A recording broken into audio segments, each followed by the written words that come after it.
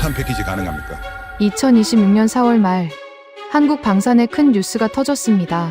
바로 풍산이 방산 부문 매각을 추진했기 때문이죠. 가장 유력한 후보로 떠오른 건 한화에어로스페이스였습니다. 한화가 풍산의 탄약을 얻는다면 미국과 나토를 대상으로 한 탄약 공급망 구축이 가능한 상황, 일명 무기 탄약 패키지 구성이 가능한 상황이었죠. 풍산을 둘러싼 빅딜은 어떻게 흘러갈까요? 지금부터 그 이야기를 공개합니다. 경북 안강, 포항에서 서쪽으로 1시간, 산으로 겹겹이 둘러싸인 분지 안에 이 공장이 있습니다. 바깥에서 보면 그냥 평범한 제조업 사업장처럼 보이죠. 하지만 정문 경비 검색대를 통과하는 순간 공기가 달라집니다. 금속과 화약이 뒤섞인 냄새. 22해째 매일 아침 이 냄새를 맡고 있는데 저는 아직도 이 냄새가 좋습니다. 작업복 가슴에 달린 명찰에는 이렇게 적혀 있습니다. 풍산방산연구소, 수석연구원, 류재원. 45살인 제가 이 회사에 처음 발을 들인 건 23살 때였으니까 제 청춘의 절반 이상이 이 안강 사업장에 묻혀 있는 셈이죠. 그날도 저는 여느 때처럼 155mm 사거리 연장탄 생산라인 점검을 마치고 연구동으로 돌아오는 길이었습니다. 생산라인이 돌아가는 소리는 언제 들어도 묘한 안도감을 줍니다. 거대한 프레스가 탄체를 찍어내는 둔탁한 금속음, 컨베이어 위에서 줄지어 이동하는 포탄들. 저 포탄 하나하나가 어디로 가는지 저는 압니다. 폴란드 육군 포병대대에서 K9 자주포와 함께 쓰이는 것들도 있고 미군 비축 물량으로 넘어가는 것들도 있죠. 풍산이 만드는 155mm 포탄은 세계 대다수 군이 쓰는 미국 규격과 호환됩니다. 그것이 이 회사의 강점입니다. 탄체를 구성하는 특수강 단조 기술, 화약을 충전하고 조립하는 일관 생산 체계, 신관 하나에 이르기까지 모두 자체 기술로 만들어냅니다. 세계에서 이걸 처음부터 끝까지 혼자 다 할 수 있는 회사가 몇이나 될까요? 저는 그게 자랑스러웠습니다. 아니, 지금도 자랑스럽습니다. 그런데 그날 오후 연구동 복도를 걷다가 동료 한 명이 저를 잡아 끌었습니다. 목소리를 낮추며 건넨 말이 귓속에서 이상하게 오래 맴돌았죠. 재원 씨, 뉴스 봤어요? 회사가 팔린대요. 그 말이 떨어지는 순간 복도 형광등 불빛이 갑자기 차갑게 느껴졌습니다. 팔린다. 이 공장이, 이 생산 라인이 22해 동안 제 삶이었던 이 모든 것이. 저는 아무 말도 하지 못했습니다. 그냥 멍하니 창밖을 바라봤죠. 안강의 겨울 하늘은 낮고 무거웠습니다. 그리고 그 하늘 아래 공장 굴뚝에서 피어오르는 하얀 연기는 평소처럼 아무렇지 않게 흘러가고 있었습니다. 마치 아무 일도 없다는 듯이. 그게 2026년 4월 초의 일이었습니다. 그 순간부터 저는 알 수 없는 게임 한가운데로 끌려 들어가기 시작했죠. 제가 선택한 게 아니었습니다. 그냥 어느 날 갑자기 제 발밑에 땅이 흔들리기 시작한 겁니다. 다음 날 아침 뉴스는 이미 터진 뒤였습니다. 포털 화면 상단에 굵은 글씨로 박혀 있었죠. 한화에어로스페이스 풍산 탄약사업부 인수 최종 입찰 제안서 제출. 저는 출근길 버스 안에서 그 기사를 3번쯤 다시 읽었습니다. 읽을수록 손이 조금씩 차가워지는 기분이었습니다. 연구소에 도착하자마자 분위기가 심상치 않았습니다.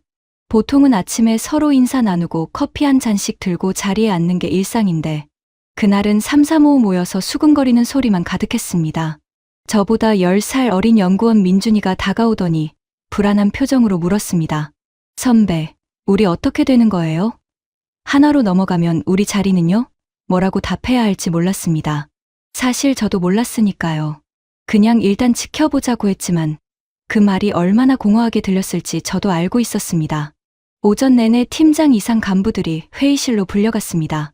문이 닫힌 채 몇 시간이 흘렀고 복도에는 이상하게 말이 없는 사람들만 오갔습니다. 저는 연구 데이터를 들여다보는 척했지만 사실 아무것도 눈에 들어오지 않았죠. 점심 무렵 인사팀 출신인 선배 강현수 부장이 제 자리 옆에 와서 조용히 앉았습니다. 강 부장은 저보다 7살이 많고 이 회사에서만 30해 가까이 일한 사람입니다. 풍산이 그에게는 직장이 아니라 인생 그 자체에 가까운 분이죠. 재원아, 너는 이게 어떻게 보여? 잠시 생각하다가 솔직하게 말했습니다. 무섭습니다. 사실 강 부장은 짧게 웃었습니다.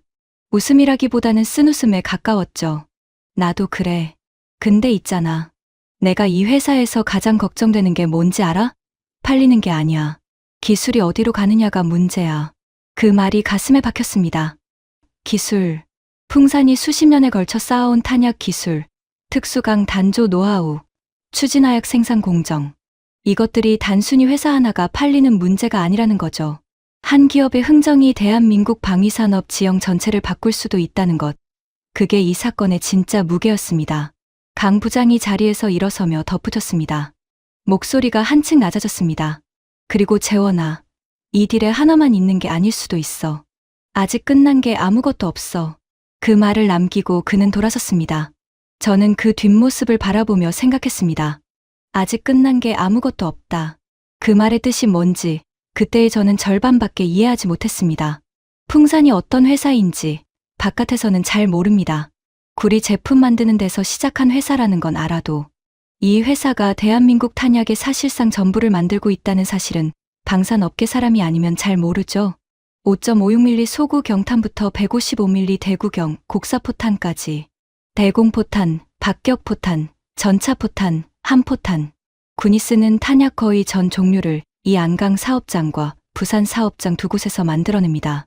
국내 유일의 종합탄약 제조사. 그게 풍산입니다. 저는 그 중에서도 155mm 사거리 연장탄 개발팀에 오래 있었습니다.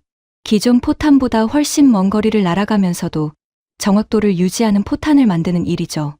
러시아와 우크라이나 전쟁이 터지고 나서 이 포탄이 전 세계에서 얼마나 귀한 물건이 됐는지 저는 수치로 압니다.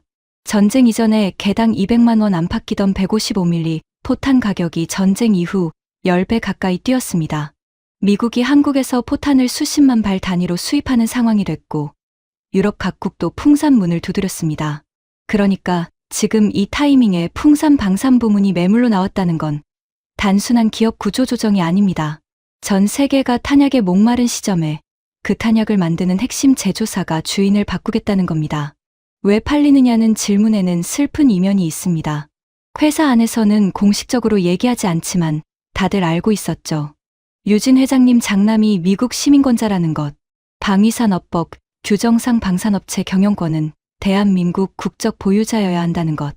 그러니까 오너 가문이 방산 부문을 자식에게 물려줄 수가 없다는 겁니다.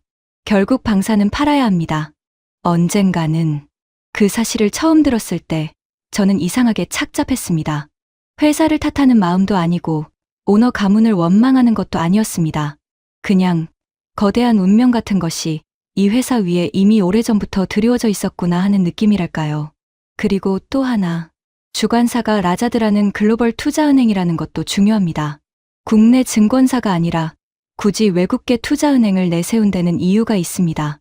매각가를 최대한 높이겠다는 의지이면서 동시에 국내 인수자들 사이에서 정보가 새나가는 걸 막겠다는 뜻이기도 하죠. 방산 기밀이 협상 테이블 위에 올라오는 거니까요. 저는 그 즈음 라자드가 설치한 가상 데이터룸에 접근 권한이 생겼습니다. 인수 후보자들이 실사를 진행할 수 있도록 기술 자료를 올리는 작업에 제가 포함된 겁니다. 연구소장이 저를 부르더니 이렇게 말했습니다. 재원 씨, 어떤 자료를 공개하고 어떤 자료는 공개하지 않을지 이걸 판단할 수 있는 사람이 필요해요.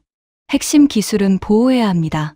그 말을 들은 순간 뭔가 알 수 없는 무게감이 어깨 위에 내려앉는 기분이었습니다. 협상의 가장 깊은 곳에 저도 모르게 발을 들이밀게 된 겁니다. 4월 7일 오후였습니다. 저는 데이터룸 자료 분류 작업을 하다가 잠깐 뉴스를 확인했고 그 기사 하나가 모든 것을 바꿔놓았습니다. LIG 디펜스 앤 에어로스페이스 풍산 방산부문 인수전 참전 시사. 순간 등줄기가 서늘해졌습니다. LIG. 예전 LIG 넥스원이 이름을 바꾼 곳이죠.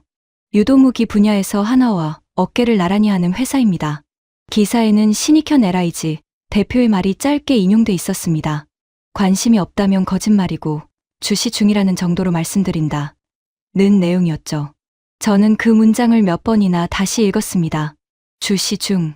방산업계에서 그 말은 단순한 관심 표명이 아닙니다. 전략적 포지셔닝입니다. 자기들이 들어오겠다는 신호를 시장에 먼저 보내는 겁니다. 강현수 부장이 어제 했던 말이 떠올랐습니다. 이 딜에 하나만 있는 게 아닐 수도 있다. 그 말이 바로 이걸 두고 한 얘기였구나 싶었습니다. 왜 LIG가 뛰어드느냐? 저는 그게 궁금했습니다. 퇴근 후 혼자 자료를 뒤지다가 이유를 이해하게 됐죠. 만약 하나에어로스페이스가 풍산 방산 부문을 가져가면 하나는 포탄의 탄두, 추진기관, 신관까지 탄약 전 부문을 독점하게 됩니다. LIG는 한화로부터 탄두와 추진기관 등 핵심 부품을 공급받아야 하는 유도무기를 만드는 회사입니다. 한화가 그 공급망을 쥐고 흔들면 LIG의 수출 사업 전체가 흔들리는 거죠.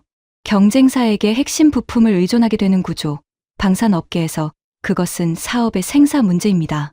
그러니까 LIG는 이기고 싶어서 들어오는 게 아닐 수도 있습니다. 한화가 혼자 가져가는 걸 막기 위해서 설령 자신들이 못 사더라도 판을 복잡하게 만들어야 한다는 계산이 깔려 있는 거죠. 저는 그날 밤 늦게까지 연구소에 남아 있었습니다. 자료 정리는 핑계였고 사실은 혼자 이 상황을 정리하고 싶었습니다. 창밖 공장 부지에는 야간 근무 조명이 환하게 켜져 있었고 그 불빛 아래 탄약 생산 라인은 밤에도 멈추지 않고 돌아가고 있었습니다. 저는 그 불빛을 바라보면서 생각했습니다. 저 안에서 지금 이 순간에도 포탄이 만들어지고 있습니다. 누가 이 회사를 사든 저 공장은 계속 돌아가겠죠. 하지만 무엇을 위해 돌아가는지, 누구의 전략을 위해 돌아가는지는 달라질 겁니다. 그때 휴대폰이 울렸습니다. 연구소장이었습니다. 목소리가 긴장돼 있었죠. 재원 씨, 내일 오전에 본사에서 연락 온대요. 서울 올라와야 할 것 같아요. 라자드 쪽이 기술 실사 일정을 당긴답니다. 전화를 끊고 나서 저는 잠시 화면을 멍하니 바라봤습니다. 실사 일정이 당겨졌다. 그 말은 곧 어딘가에서 무언가가 빠르게 움직이고 있다는 뜻이었습니다. 물밑에서 제가 모르는 방식으로 서울로 올라오는 KTX 안에서 저는 잠을 못 잤습니다. 창밖으로 경부선 들판이 빠르게 지나가는 걸 보면서 머릿속으로는 계속 같은 생각이 맴돌았습니다. 나는 지금 뭘 하러 가는 건가? 기술 자료를 정리해서 실사를 돕는 역할이라고 했지만 그건 결국 이 회사를 팔기 위한 준비를 내 손으로 한다는 뜻이기도 합니다. 인수자가 한화가 되든 LIG가 되든 저는 그 결과를 받아들여야 하는 처지입니다. 연구원이 협상의 방향을 바꿀 수 있는 위치가 아니니까요. 그런데도 제 마음속 어딘가가 계속 걸렸습니다. 핵심 기술을 어디까지 공개해야 하는가? 라는 질문이었습니다. 방위산업법상 방산기업 경영권 변동은 산업통상자원부 허가를 받아야 합니다. 그리고 거기에는 기술 보호라는 조건도 붙습니다. 탄약 배합 기술, 신관 제어 알고리즘, 추진하역 원료 생산 공정. 이것들이 단순히 기업 자산이 아니라 국가 방위 기밀의 영역에 걸쳐 있다는 게 문제였습니다. 인수자가 국내 기업이라도 어디까지 열어줘야 하는지 경계가 명확하지 않았습니다. 서울 본사 회의실에 들어섰을 때 낯선 얼굴들이 여럿 있었습니다. 라자드에서 나온 실무 담당자, 법무팀, 그리고 양복 차림이 어딘가 달랐던 두 사람. 나중에 알고 보니 방위사업청에서 나온 담당 인원이었습니다. 회의는 처음부터 팽팽했습니다. 라자드 측은 인수 후보들이 충분한 실사를 할 수 있도록 기술 자료 공개 범위를 넓혀달라고 했습니다. 인수가를 제대로 책정하려면 그래야 한다는 논리였죠. 반면 방위사업청 쪽은 달랐습니다. 기술 유출 리스크가 있습니다. 실사 과정에서 들어오는 인원이 많아질수록 보안 통제가 어렵습니다. 분위기가 묘하게 가라앉는 순간이었습니다. 저는 그 자리에서 의견을 물어볼 거라고는 생각 못했는데 법무팀 이사가 갑자기 저를 봤습니다. 유 연구원, 핵심 기술 부분을 현장에서 가장 잘 아는 분이 유 연구원이시잖아요. 공개 범위에 대해서 어떻게 생각하세요? 모두의 시선이 저한테로 왔습니다. 라자드 담당자도, 방위사업청 인원도. 저는 잠깐 숨을 고르고 입을 열었습니다. 추진화약 배합 공정과 신관 제어 관련 자료는 실사에 넣으면 안 됩니다. 그건 회사 자산이 아니라 국가 기술입니다. 짧은 침묵이 흘렀습니다. 라자드 담당자의 표정이 굳었죠. 반면 방위사업청 인원은 작게 고개를 끄덕였습니다. 회의가 끝나고 나오는데 강연수 부장이 복도에서 저를 기다리고 있었습니다. 어떻게 알고 왔는지 나중에 물어보지 못했습니다. 그는 제 얼굴을 한번 쭉 훑어보더니 조용히 말했습니다. 잘했어. 근데 재원아, 이제부터 너 편한 사람이 좀 줄어들 거야. 그 말의 의미를 곱씹으며 건물을 나섰습니다. 4월에 서울거리는 벚꽃이 막 지고 있었습니다. 바람에 꽃잎이 흩날리는 그 거리를 걸으면서 저는 막연하게 직감했습니다. 이 게임은 기술 실사나 가격 협상으로 끝나지 않을 것이라고. 제가 방금 그 한가운데로 걸어 들어갔다는 것을. 서울에서 안강으로 내려오는 KTX 안에서 저는 결심 하나를 굳혔습니다. 방관하지 않겠다는 것이었습니다. 회의실에서 제 입으로 한 말, 추진하약 배합 공정과 신관, 제어 자료는 실사 범위에 넣으면 안 된다는 그 말이 단순한 의견 표명으로 끝나지 않을 거라는 걸 알고 있었습니다. 라자드 담당자의 굳은 표정, 회의가 끝나고 법무팀 이사가 저를 따로 불러 류 연구원, 앞으로 발언은 조금 신중하게 해주세요라고 했던 것까지 저는 이미 어떤 선을 넘어버린 거였습니다. 그런데 이상하게 후회가 없었습니다. 오히려 마음이 선명해지는 기분이었죠. 안강으로 돌아와서 가장 먼저 한 일은 연구소 서버에 저장된 기술, 문서 분류 목록을 다시 들여다보는 것이었습니다. 데이터룸에 올라간 자료와 올라가지 않은 자료를 하나하나 비교했습니다. 제가 서울회의에서 막아낸 자료 외에도 제 눈에 걸리는 게 하나 더 있었습니다. 155mm 사거리 연장탄 양산 공정 매뉴얼, 탄체 단조 방식과 화약 충전 공정이 상세하게 적혀 있는 문서였습니다. 이건 기술 실사에 올라가 있었습니다. 공개 허용 목록에 포함돼 있었죠. 저는 그 문서를 한참 바라봤습니다. 법적으로는 공개해도 되는 자료일 수 있습니다. 하지만 이 매뉴얼 하나면 탄약 생산 공정을 통째로 복제하는 게 가능합니다. 수십 년간 현장에서 쌓아온 노하우가 응축된 문서니까요. 저는 연구소장에게 메일을 한 통 썼습니다. 해당 문서의 공개 범위를 재검토해달라는 요청이었습니다. 보내고 나서 한참을 멍하니 앉아 있었습니다. 이게 맞는 행동인지 아니면 제가 너무 앞서가는 건지 그 경계를 저도 잘 몰랐습니다. 그 밤 늦게 강현수 부장한테 전화가 왔습니다. 재원아, 너 연구소장한테 메일 넣은 거 맞아? 맞다고 했습니다. 그 메일, 라자드 쪽에도 공유됐어. 오늘 안으로 손에 들고 있던 볼펜이 책상 위로 굴러 떨어졌습니다. 내부 메일이 그날 안으로 외부 주관사에게 공유됐다는 건 이 딜 안에서 누군가가 정보를 실시간으로 흘리고 있다는 뜻이었습니다. 연구소 안에 제가 모르는 창구가 열려 있었던 겁니다. 전화를 끊고 나서 방 안이 갑자기 조용해졌습니다. 공장 소음도 바람 소리도 들리지 않는 이상한 정적이었죠. 저는 그 정적 속에서 깨달았습니다. 이 게임의 판이 제가 생각했던 것보다 훨씬 복잡하게 짜여 있다는 것을, 그리고 저는 지금 그 판 위에 서 있다는 것을. 이틀 뒤 뜻밖의 사람한테서 연락이 왔습니다. 문자 한 통이었는데 발신자 이름이 낯설었습니다. 이서진. 잠깐 생각하다가 기억이 났습니다. 3년 전 방위사업청 감사 때 안강 사업장에 나왔던 행정관이었습니다. 30 초반의 젊은 여성으로 그때 기술 현장 점검을 함께 돌며 꽤 날카로운 질문들을 했던 사람이었죠. 인상에 남았던 건 탄약 공정에 대해 비전문가치고는 너무 잘 알고 있었기 때문이었습니다. 문자 내용은 짧았습니다. 류 연구원님, 잠깐 통화 가능하실까요? 드릴 말씀이 있습니다. 전화를 걸었더니 그녀는 바로 받았습니다. 목소리가 낮고 신중했죠. 서울회의에서 류 연구원님이 하신 말씀, 저희 쪽에서 보고를 받았습니다. 잘하셨어요. 저희 쪽, 방위사업청이라는 뜻이었습니다. 저는 가만히 듣고 있었습니다. 사실 이번 딜 안에서 걱정하는 분들이 많습니다. 하나의 독점 구조가 형성되면 국내 방산 공급망 전체가 단일 기업에 종속되는 문제가 생기거든요. 정부 입장에서도 그냥 지켜볼 수 없는 상황이에요. 잠시 말이 없다가 서진이 덧붙였습니다. 류 연구원님, 혹시 이번 실사 과정에서 이상하다 싶은 게 있으면 저한테 연락해 주시겠어요? 공식 채널 말고 직접으로요. 솔직히 그 순간 당황했습니다. 이게 무슨 의미인지 파악이 잘 안 됐습니다. 정부 행정관이 현장 연구원에게 비공식 채널로 정보를 요청하는 상황. 이걸 어떻게 받아들여야 하는 건지 생각해보겠습니다 라고만 하고 전화를 끊었습니다. 그날 저녁 저는 오랜만에 아내한테 전화를 했습니다.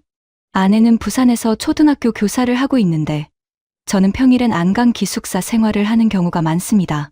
구체적인 내용은 말할 수 없었지만 뭔가 복잡한 일에 엮인 것 같다고 했습니다.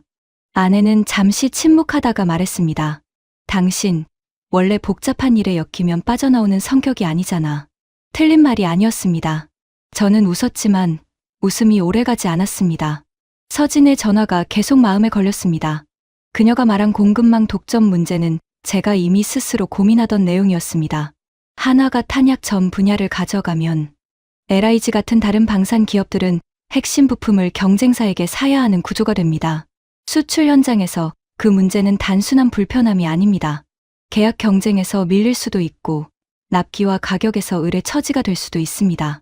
그런데 동시에 하나가 가져가면 생기는 이 점도 분명히 있었습니다. K9 자주포와 155mm 포탄을 묶어서 패키지로 수출하는 것. 그게 가능해지면 한국 방산의 수출 경쟁력은 한 단계 도약합니다. 포탄 없는 대포가 무슨 소용이겠습니까? 자주포와 탄약을 한 묶음으로 팔 수 있는 나라는 많지 않습니다. 어느 쪽이 맞는 건지 저는 아직 몰랐습니다. 그냥 안강 공장 기숙사 좁은 방에 누워 천장을 바라보며 생각을 이어가다가 잠이 들었습니다. 꿈에서는 생산 라인이 멈춰 있었습니다. 아무 이유도 없이 그냥 멈춰 있었죠. 그로부터 일주일 사이 상황이 빠르게 돌아갔습니다. 라자드 주관으로 기술 실사가 본격화됐습니다. 한화에어로스페이스 인수팀이 안강 사업장에 들어왔습니다. 서너 명이 먼저 오고 이틀 뒤에 10명 가까이 더 왔습니다. 양복 차림의 재무팀 인원들, 기술 검토를 위한 엔지니어들, 그리고 눈에 띄게 조용히 다니면서 모든 걸 관찰하는 듯한 사람 한 명. 저는 기술 안내를 맡았습니다. 생산 라인을 직접 보여주고 공정 흐름을 설명하는 역할이죠. 안내하면서 저는 계속 그 경계를 의식했습니다. 어디까지 보여줘야 하고 어디서 멈춰야 하는지. 한화 인수팀 기술 책임자는 최진호라는 사람이었습니다. 40 초반으로 보였고 조용하지만 질문이 정확했습니다. 제가 설명을 시작하면 끄덕이다가 딱 핵심을 찌르는 질문을 던졌죠. 유 연구원님, 155mm 사거리 연장탄 양산 수율이 어떻게 됩니까? 예상한 질문이었습니다. 저는 공개 범위 안에서 답했습니다. 그 부분은 실사 자료에 포함돼 있습니다. 최진호는 잠깐 저를 봤습니다. 제가 무언가를 숨기고 있다는 걸 눈치챈 것 같았습니다. 하지만 그냥 넘어갔죠. 그러는 사이 LIG 쪽에서도 움직임이 있었습니다. 공식적으로 입찰에 참여했다는 소식이 들어온 건 그 주 목요일이었습니다. 신익현 대표가 언론에 공식 언급을 하면서 판이 두 개로 쪼개졌습니다. 한화 단독이었던 인수전에 LIG라는 변수가 끼어든 겁니다. LIG 쪽 실사 인원은 며칠 뒤에 들어왔습니다. 한화팀과 겹치는 날이 있었는데 그날 사업장 안 분위기가 묘하게 긴장됐습니다. 복도에서 마주친 두 팀 인원들이 서로 눈을 피하는 게 눈에 보일 정도였으니까요. 저는 오전에 한화팀, 오후에 LIG 팀 안내를 맡았습니다. 그러다 보니 자연스럽게 두 팀이 어디를 집중해서 보는지, 어떤 질문을 하는지를 비교하게 됐습니다. 한화팀은 생산량과 증설 여력에 관심이 많았습니다. 지금 설비로 얼마나 더 뽑아낼 수 있는지, K9 자주포 수출 물량과 연동한 포탄 공급 계획이 어떻게 되는지를 집요하게 물었죠. 반면 LIG 팀은 달랐습니다. 유도무기에 쓰이는 신관 관련 기술과 탄두 부품 생산 라인을 더 오래 들여다봤습니다. 그들에게 풍산은 포탄 공장이 아니라 유도탄 부품 공급처로서 의미가 있었던 겁니다. 저는 그 차이를 보면서 생각했습니다. 같은 회사를 두고 두 기업이 완전히 다른 걸 사려고 한다는 것을. 그러면 이 협상에서 최종적으로 결정되는 건 가격만이 아닐 수 있습니다. 풍산 방산 부문이 앞으로 어떤 역할을 하게 될 것인가. 그 방향 자체가 달라지는 겁니다. 그날 저녁 강연수 부장이 제 연구실 문을 두드렸습니다. 서류 봉투 하나를 들고 있었죠. 안에는 출처를 알 수 없는 문건 한 장이 들어 있었습니다. 재원아, 이거 아까 내 책상 위에 놓여 있었어. 누가 둔 건지 모르겠어. 저는 그 문건을 펼쳤습니다. 읽는데 손이 조금 떨렸습니다. 그 안에는 현재 실사 과정에서 유출된 것으로 추정되는 기술 자료 목록이 적혀 있었습니다. 제가 서울회의에서 막아낸 공개 범위 밖이어야 했던 자료들 일부가 포함돼 있었습니다. 누군가가 빼돌리고 있었습니다. 그 문건을 받은 날부터 저는 잠을 제대로 자지 못했습니다. 누가 자료를 빼돌리고 있는 건지, 어떤 경로로 나가고 있는 건지 저는 알 수가 없었습니다. 방위사업청에 알려야 하는지, 회사 감사팀에 먼저 가져가야 하는지도 판단이 서지 않았습니다. 그리고 무엇보다 강연수 부장 책상 위에 그 문건을 올려놓은 사람이 대체 누구인지. 저는 사흘을 혼자 끌어안고 있다가 결국 서진에게 전화했습니다. 저한테 비공식 채널로 연락해달라고 했던 그 행정관이었습니다. 전화를 받자마자 그녀 목소리가 평소보다 조심스러웠습니다. 알고 있었어요. 짧은 세 글자였는데 무게가 상당했습니다. 이미 파악하고 있다는 뜻이었습니다. 어떻게요? 말씀드리기 어렵습니다. 다만 유 연구원님이 갖고 계신 그 문건, 안전한 곳에 보관하세요. 절대 디지털로 옮기지 마시고요. 그게 전부였습니다. 저는 전화를 끊고 봉투를 연구실 사물함 깊숙이 넣었습니다. 손이 미묘하게 떨렸습니다. 이 상황이 어디로 흘러가는지 저는 이미 제가 예상할 수 있는 범위를 벗어났다는 걸 알고 있었습니다. 그로부터 이틀 후 라자드 측에서 긴급 공지가 내려왔습니다. 실사 일정 전면 중단. 이유는 공개되지 않았습니다. 그냥 일정 재조율이 필요하다는 짧은 문장 하나였죠. 사업장 안이 술렁였습니다. 한화 인수팀 인원들은 그날 오후에 짐을 챙겨 나갔습니다. LIG 팀도 다음날 아침에 빠졌습니다. 갑자기 사업장이 조용해졌는데 그 조용함이 오히려 더 불안했습니다. 저는 무슨 일이 있었는지 알아내려고 했지만 아는 사람이 없었습니다. 아니, 정확히는 알면서도 말을 안 하는 것 같았습니다. 연구소장도 팀장도 입을 닫았고 강연수 부장조차 이틀째 전화를 받지 않았습니다. 실사 중단 사흘째 되던 날 오전, 저는 본사로부터 공문 하나를 받았습니다. 기술 자문위원 임시 위촉, 이번 매각 절차의 기술 부문 검토를 지원하라는 내용이었습니다. 발령 주체는 대표이사 명의였고 참조의 산업통상자원부와 방위사업청 이름이 함께 찍혀 있었습니다. 저는 그 공문을 한동안 바라봤습니다. 이게 기회인지 덫인지 바로 판단이 안 됐습니다. 일개 수석연구원이 갑자기 기술 자문위원이 됐다는 건 누군가가 저를 이 협상 테이블 위에 올려놓기로 결정했다는 뜻이었으니까요. 그날 오후 강연수 부장한테서 연락이 왔습니다. 사흘 만이었습니다. 목소리가 낮고 조심스러웠습니다. 재원아, 실사 중단된 이유 알아? 유출 의혹이 공식화됐어. 라자드 쪽이 데이터룸 접근 기록을 분석했는데 특정 파일이 복수의 비인가 경로로 열람된 흔적이 나왔대. 그 말을 들으면서 등줄기가 서늘해졌습니다. 누가요? 아직 몰라. 근데 재원아, 한 가지만 알아둬. 이 시점에 기술 자문위원으로 불린 너는 지금 모든 사람들의 시선이 집중되는 자리에 서게 된 거야. 도움을 주려는 사람도 방해하려는 사람도 다 너를 볼 거야. 전화가 끊긴 뒤 창밖을 바라봤습니다. 안강 공장 굴뚝에서 연기가 가늘게 올라가고 있었습니다. 이상하게 그 연기가 그날따라 아주 외로워 보였습니다. 기술 자문위원으로 위촉된 지 일주일이 지났을 때 판이 완전히 달라졌다는 걸 실감했습니다.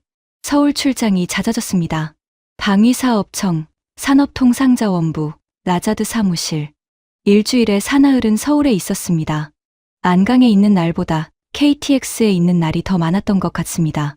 아내한테 전화를 하면 늘 밥은 먹었어요? 라고 물었는데 솔직히 뭘 먹었는지 기억이 안 나는 날도 있었습니다. 자문위원 역할은 처음 생각보다 훨씬 복잡했습니다. 기술 자료 검토만 하는 게 아니라 인수 이후 기술 이전 범위와 조건에 대해 의견을 내야 했습니다. 어떤 기술은 이전 가능하고 어떤 기술은 국가 보안 사항으로 분리해서 별도 관리해야 한다는 경계를 제가 직접 그려야 했습니다. 그 경계선을 긋는 일이 이렇게 어려울 줄은 몰랐습니다. 기술은 칼로 자르듯 나뉘지 않습니다. 155mm 포탄의 탄체 설계도가 공개돼도 괜찮지만 거기에 쓰이는 특수강 야금 배합 기술은 공개할 수 없습니다. 그런데 탄체 설계와 야금 기술은 서로 분리할 수 없는 경우가 많습니다. 설계를 보면 배합을 역추적할 수 있으니까요. 저는 매일 밤 이 고민을 혼자 끌어안고 있었습니다. 그러던 어느 날 낯선 번호로 전화가 왔습니다. 받자마자 목소리가 매끄러웠습니다. 자신을 라자드 한국 담당 이사라고 소개했습니다. 류 연구원님, 바쁘신 중에 죄송합니다. 이번 기술 경계선 설정과 관련해서 한번 뵙고 싶어서요. 편하게 식사 한번 어떨까요? 거절했습니다. 식사 자리에서 나누는 말은 공식 기록으로 남지 않으니까요. 전화를 끊고 나서 그 매끄러운 목소리가 한동안 귀에 남았습니다. 그 다음 날은 한화에어로스페이스 쪽 연락이 왔습니다. 실사 때 만났던 최진호였습니다. 그는 좀 더 직접적이었습니다. 류 연구원님, 솔직하게 여쭤봐도 될까요? 지금 기술 경계선 때문에 실사가 막히고 있는 거 아닙니까? 인수 후 기술 보호 방안에 대해서 한화 쪽이 충분한 보장을 할 수 있습니다. 그 부분 신뢰해 주실 수 있을까요? 한화가 인수해도 기술은 보호된다는 말이었죠. 틀린 말은 아닐 수 있습니다. 하지만 그 보장이 계약서 어느 조항에 어떻게 담기느냐, 그게 핵심이었습니다. 말로 하는 신뢰와 법적 구속력이 있는 조항 사이의 거리는 아주 멉니다. LIG 쪽에서도 비슷한 시도가 있었습니다. 다만 방식이 달랐습니다. LIG는 직접 접촉 대신 업계 지인을 통해 우회했습니다. 안강 사업장 출신으로 LIG에 이직한 선배가 갑자기 오랜만이라며 연락을 해왔습니다.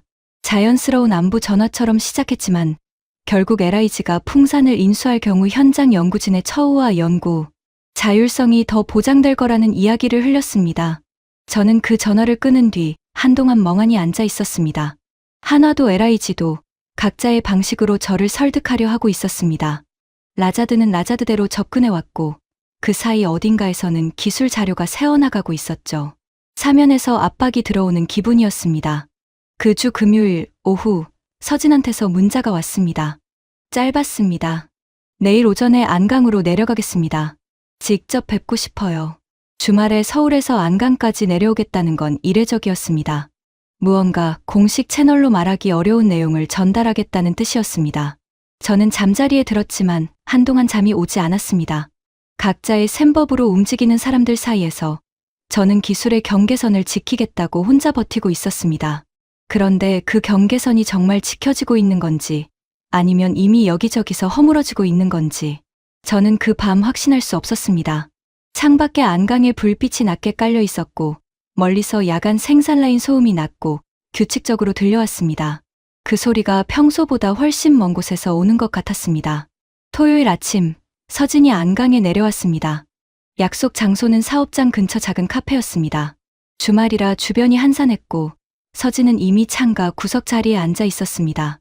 평소 단정한 공무원 차림 대신 수수한 사복 차림이었는데 그게 오히려 이 만남이 얼마나 비공식적인지를 더 또렷하게 보여줬습니다. 커피가 나오자마자 그녀가 먼저 말을 꺼냈습니다. 유 연구원님, 유출된 자료가 어디로 갔는지 파악됐습니다. 저는 잔을 내려놓았습니다. 어디로요? 서진은 잠깐 주변을 살폈습니다. 목소리를 낮췄습니다.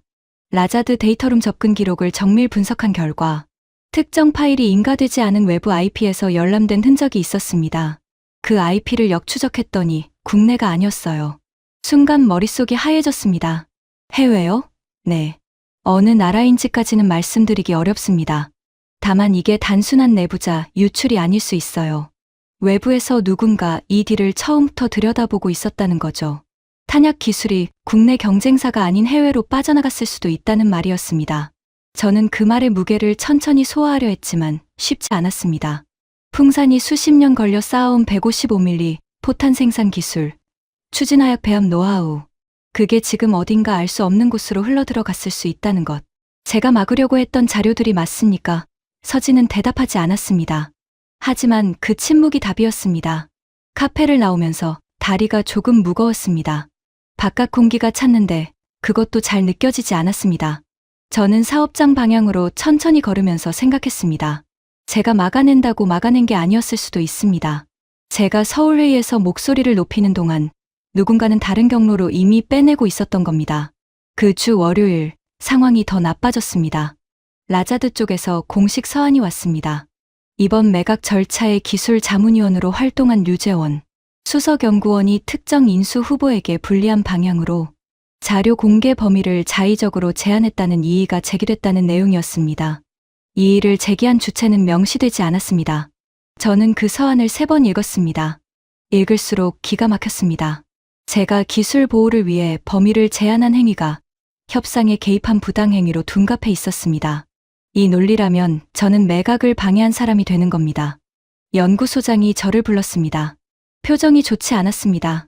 재원 씨, 일단 자문위원 활동 잠정 중단하세요. 법무팀에서 검토가 끝날 때까지.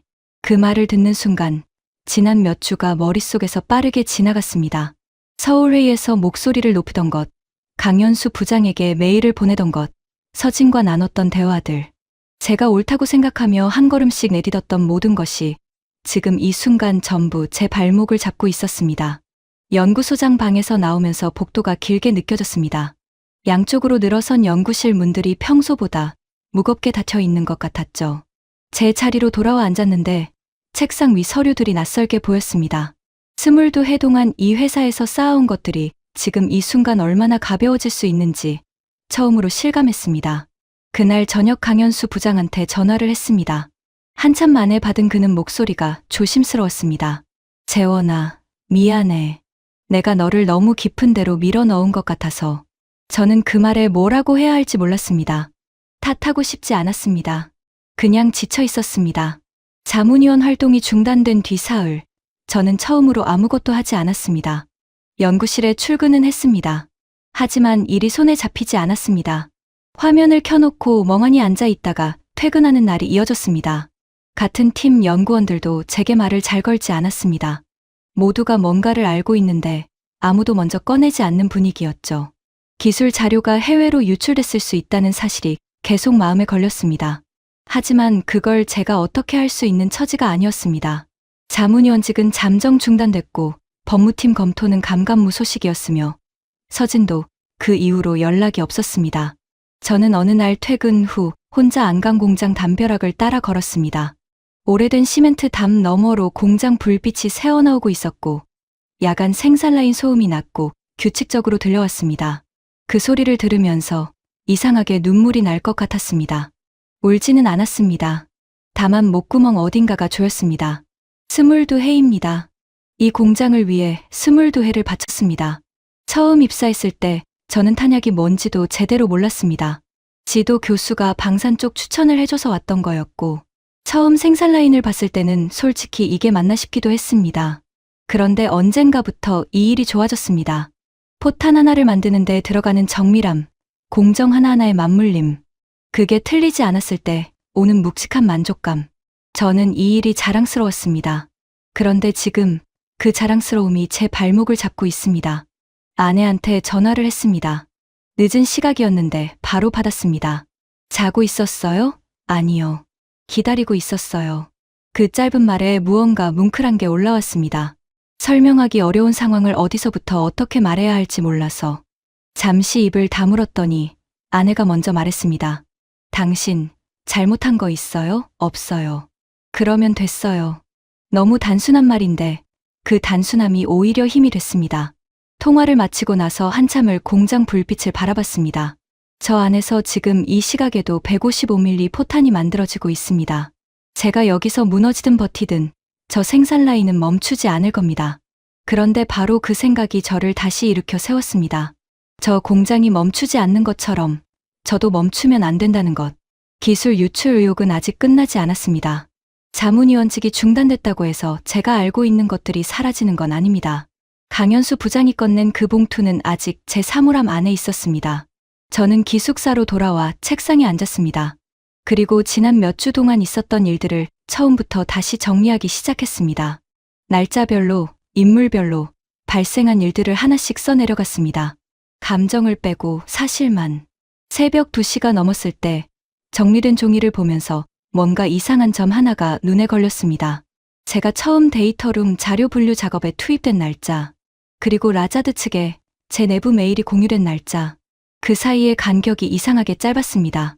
누군가 저를 처음부터 지켜보고 있었던 겁니다. 우연이 아니었습니다. 다음 날 아침, 저는 강현수 부장을 찾아갔습니다. 이번에는 제가 먼저였습니다. 그의 자리에 앉아서 어젯밤 정리한 종이를 펼쳤습니다. 날짜별로 빼곡히 적힌 내용을 한 줄씩 짚어가며 설명했습니다. 강 부장은 중간에 끊지 않고 끝까지 들었습니다. 다 듣고 나서 한동안 말이 없었습니다. 재원아, 이거 서진 행정관한테도 보여줬어. 아직요. 오늘 보여줘라. 그게 전부였습니다. 하지만 그 짧은 말 속에 강 부장도 같은 결론에 도달해 있다는 게 느껴졌습니다. 저는 서진에게 연락했습니다.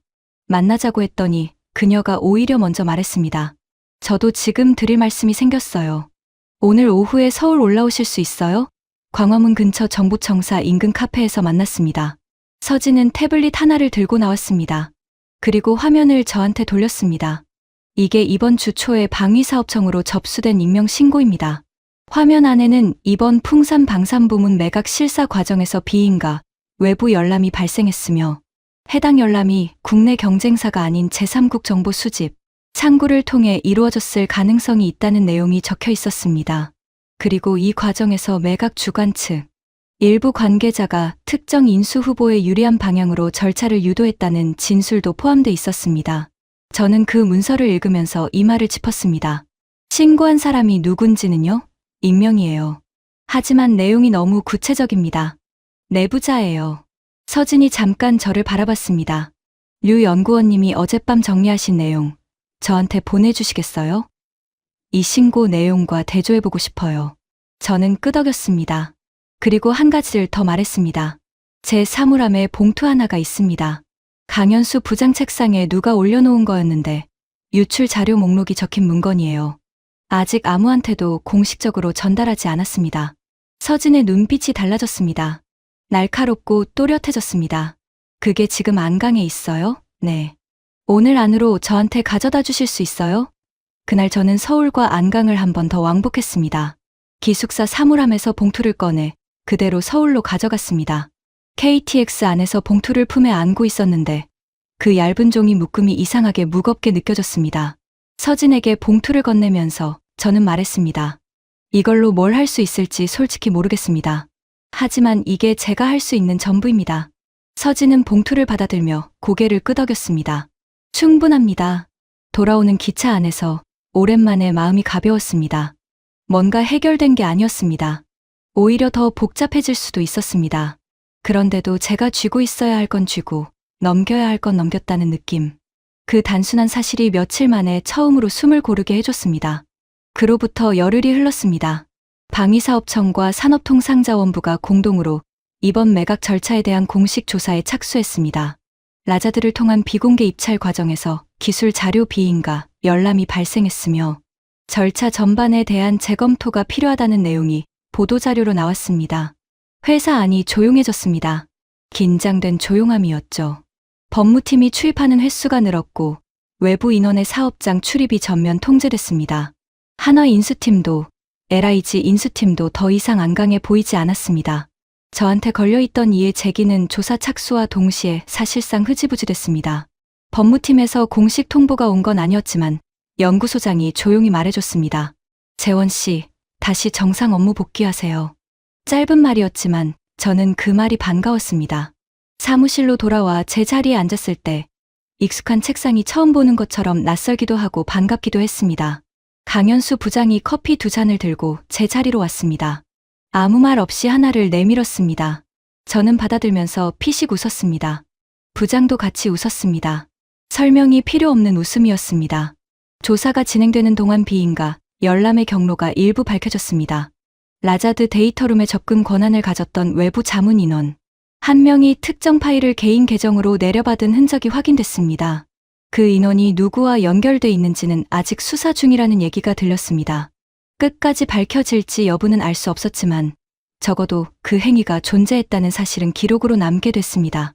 기술 자료 유출 의혹이 공식화되면서 매각 협상 자체가 한 박자 멈췄습니다.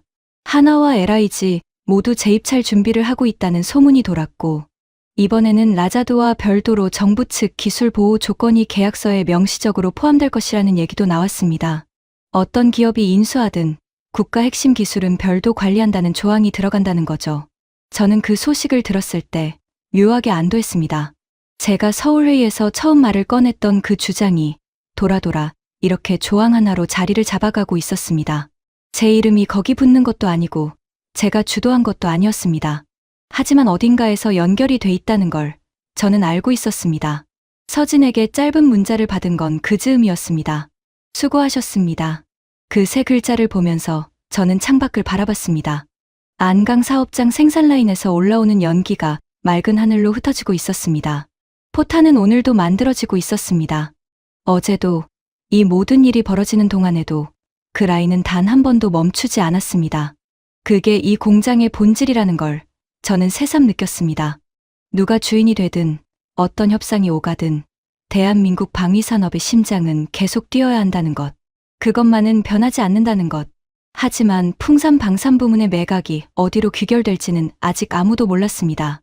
협상은 재개될 것이고 인수자는 결국 결정될 것이며 이 공장의 주인이 달라지는 날이 올 겁니다. 그게 언제인지 누가 될지 저는 여전히 알 수 없었습니다. 봄이 깊어졌습니다. 안강 사업장 담장 여펀나무에 꽃이 폈다가 지고 이제는 연두빛 잎이 자리를 채우고 있었습니다. 매일 아침 정문 경비 검색대를 통과하면서 그 나무를 보는 게 어느새 작은 습관이 됐습니다. 올해는 유독 그 나무가 눈에 들어왔습니다. 저는 다시 155mm 사거리 연장탄 연구 데이터를 들여다보고 있었습니다. 매각 협상이 진행되는 동안 손을 놓았던 연구였습니다. 화면을 켜고 데이터를 불러오는데 이상하게 손이 빨랐습니다. 몸이 기억하고 있는 거겠죠. 22회 동안 반복해온 동작들을 공식적으로는 아무것도 결정된 게 없습니다. 제 입찰 일정은 아직 공개되지 않았고 하나와 LIG 어느 쪽이 최종 인수자가 될지도 불분명했습니다. 정부 기술 보호 조건이 계약서에 어떻게 반영될지도 지켜봐야 합니다. 커다란 물음표들이 여전히 이 공장 위에 떠 있었습니다. 그런데도 이상하게 마음이 달랐습니다. 2달 전과 비교하면 달라진 게 없는데 제 안에 뭔가가 달라져 있었습니다. 민준이가 제 자리로 와서 연구 데이터에 대해 질문을 했습니다. 저는 화면을 가리키며 설명했습니다. 설명하다 보니 어느새 옆자리 연구원들도 모여들었고 작은 즉석 토론이 됐습니다. 누가 먼저랄 것도 없이 자연스럽게 2달 전에는 없었던 풍경이었습니다. 점심을 먹고 나서 강현수 부장과 사업장 안쪽 길을 함께 걸었습니다. 말없이 나란히 걷다가 부장이 먼저 입을 열었습니다. 재원아, 이 공장 안 팔렸으면 좋겠어. 솔직히, 저도 솔직하게 말했습니다. 저도요. 근데 팔리더라도 괜찮을 것 같기도 해. 우리가 지켜야 할 게 뭔지 이번에 좀 분명해진 것 같아서. 그 말이 맞다고 생각했습니다. 이번 일이 저한테 남긴 게 있다면 바로 그거였습니다. 회사가 누구 소유냐보다 중요한 게 있다는 것. 이 안에 쌓인 기술과 사람이 어디로 흘러가느냐. 그게 진짜 질문이라는 것. 퇴근 무렵 서진에게서 전화가 한 통 왔습니다. 짧은 통화였습니다. 유 연구원님, 이번에 기술 보호 조건 관련해서 정책 연구 용역이 발주될 것 같아요. 방산 매각 과정에서 핵심 기술을 어떻게 분류하고 보호할 것인지에 대한 기준을 만드는 작업인데요. 혹시 참여 의향 있으세요? 저는 잠깐 생각했습니다. 한 달 전이라면 즉시 사양했을 것 같습니다. 하지만 지금은 달랐습니다. 해보겠습니다. 전화를 끊고 나서 퇴근길에 그 담장 옆 벚나무 앞에 잠깐 섰습니다. 잎이 바람에 흔들렸습니다. 저는 그 나무를 바라보면서 이상하게 이 공장이 처음 왔을 때처럼 새롭게 보이는 느낌이 들었습니다. 23살 때 처음 정문을 들어서던 그날처럼. 풍산 방산부문의 운명은 아직 결정되지 않았습니다. 협상은 계속될 것이고 어느 날 결론이 날 겁니다. 그 결론을 제가 바꿀 수는 없습니다. 하지만 그 결론이 내려지기까지의 과정에서 지켜야 할 것을 지키려 한 사람이 있었다는 것. 그 기록만큼은 남겠지요. 저는 정문을 나섰습니다. 경비 아저씨가 늘 그러듯 고개를 끄덕였고 저도 고개를 끄덕였습니다. 22회째 반복되는 그 인사가 오늘은 조금 더 묵직하게 느껴졌습니다. 안강에 저녁이 내려앉고 있었습니다. 공장 불빛이 하나씩 켜졌습니다. 야간 생산 라인이 오늘 밤도 돌아갈 것입니다. 155mm 포탄이 만들어질 것이고 그 포탄은 어딘가의 전장에서 대한민국의 이름을 달고 쓰일 것입니다. 그것으로 충분했습니다. 지금 이 순간은 여기까지 들어주셔서 감사합니다. 이 이야기를 처음 구상했을 때 저는 한 가지 질문에서 출발했습니다. 대한민국이 세계 최고 수준의 탄약을 만드는 나라라는 사실을 우리는 얼마나 알고 있을까 하는 것이었습니다. 풍산이라는 이름을 들어보신 분이 얼마나 되실까요? 구리로 시작한 회사가 수십 년에 걸쳐 대한민국 탄약의 사실상 전부를 만드는 기업으로 성장했고 지금 이 순간에도 경북 안강과 부산 사업장에서 155mm 포탄이 만들어져 폴란드로, 미국으로, 세계 곳곳으로 나가고 있습니다. 러시아와 우크라이나 전쟁이 터지고 전 세계가 포탄을 찾을 때 가장 먼저 문을 두드린 곳 중 하나가 바로 이 회사였습니다. 그런 회사가 지금 매각 협상 한가운데 있습니다. 류재원이라는 인물은 제가 만든 가상의 인물입니다. 하지만 그가 품었던 질문들, 기술의 경계를 어디에 그어야 하는가, 회사의 주인이 바뀌어도 지켜져야 할 것은 무엇인가, 이것들은 지금 현실에서 실제로 진행 중인 질문들입니다. 이 이야기를 만들면서 가장 조심했던 부분이 있습니다. 한화에어로스페이스가 나쁜 기업이라거나 LIG가 옳다거나 혹은 그 반대라는 이야기를 하려는 게 아니라는 점입니다. 두 기업 모두 대한민국 방위산업을 이끄는 훌륭한 회사들입니다. 다만 거대한 이해관계가 부딪히는 협상의 자리에서 국가의 핵심 기술이 어떻게 보호받아야 하는가 라는 질문을 한 번쯤 함께 생각해보고 싶었습니다. 풍산 방산부문 매각의 결말은 아직 나오지 않았습니다. 이 영상이 올라갈 때쯤에도 협상은 진행 중일 것입니다. 어느 쪽이 최종 인수자가 되든 대한민국 탄약 기술의 심장이 계속 뛰기를 바랍니다. 그것이 제가 이 이야기를 만든 이유입니다. 마지막으로 한 말씀 드리겠습니다. 이 이야기를 끝까지 들어주신 여러분 덕분에 이런 이야기를 계속 만들 수 있습니다. 구독과 좋아요 한 번씩 눌러주시면 저한테는 정말 큰 힘이 됩니다. 다음 이야기로 또 찾아오겠습니다. 이 콘텐츠는 실제 뉴스와 공개된 기업 정보를 바탕으로 인공지능의 도움을 받아 제작한 창작 스토리입니다. 등장인물과 구체적 사건은 모두 허구이며 실존 인물 및 기업의 행위와 직접적인 관련이 없습니다. 방산 기업 및 관계 기관에 대한 부정적 의도가 없음을 밝힙니다.